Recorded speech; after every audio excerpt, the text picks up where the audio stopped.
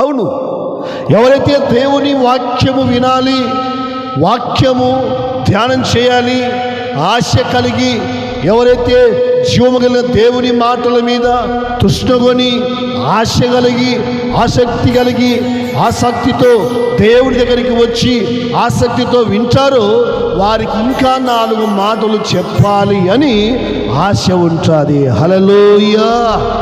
మందిరానికి వచ్చి కూడా సెల్లు చేత పట్టుకొని వాట్సాప్లో ఏముంది, ఫేస్బుక్లో ఏముంది, ఇన్స్టాగ్రామ్లో ఏముంది, ఏముంటుంది?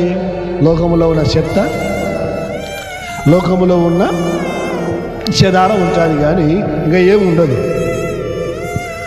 జీవము కలిగిన దేవుని మందిరానికి వచ్చి కూడా దేవుని మందిరములో దేవుని మాటలు వినకుండా మనము పెడిచెవిన పెడితే దేవుని యొక్క బిడ్డలారా ఏం జరుగుతుందంటే ఉన్నది కూడా